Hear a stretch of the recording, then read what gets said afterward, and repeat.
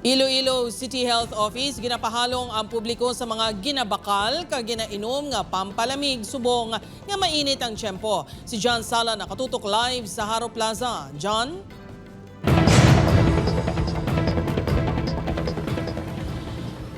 Jared, kung kaisa nagalabot sa danger level ang heat index sa Iloilo City, gani perfect ang mga pampalamig agud mabulong ang uhaw. Apang abiso sang CHO nga tsekyaron sang maayo ang ginakaon kag ginainom agud makalikaw sa mga balatian. Nagkalain-lain nga kolor, flavors nga patok sa mga kabataan, kag syempre mabugnaw.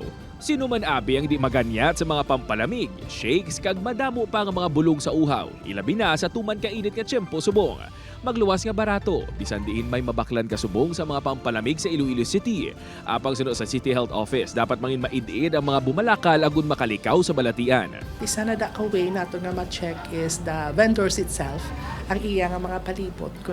We have to check kung ang ice niya ginagamit are clean, and then if the vendor itself, though safe man siya, bala nga let's say, actually we are advocating at tanan kani nga mga vendors naton may mga nag-wear sang proper nga PPE. Pila sa mga balatian nga sarang makuha sa kontaminado nga tubig nga posibleng maggamit sa ining mga ilimnon ang typhoid fever, cholera, hepatitis A, salmonella, E. coli infection kag madamo pa. Gani dapat suno kay Dr. Diaz nga ginasiguro sa mga vendors nga kompleto sila sa permits. Sa stand di man ang Mildred mabakal gid ang mga pampalamig ilabi na sa mga nagaobra sa City Hall kag iban pa nga mga opisina sa palibot. Apisar nga mas magastos, ginasiguro sini nga ang iya ginagamit nga ice, mineral water kag ang mga container sini ang matinlo kag safe. Tinlog sir siyempre makabataan na mag-inom, dahil ako mag-ano sila bala. Masakit lang tiyan. Kompleto man ini sa mga papeles, permits kag ID. Kag ginasiguro sini nga compliant ini sa health and sanitation guidelines. Always nadadlaw timpyo.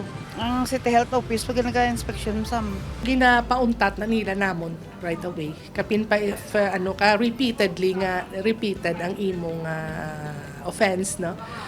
Tapos kina-advise namon nga makawat sila sa mga health card kay importante ina.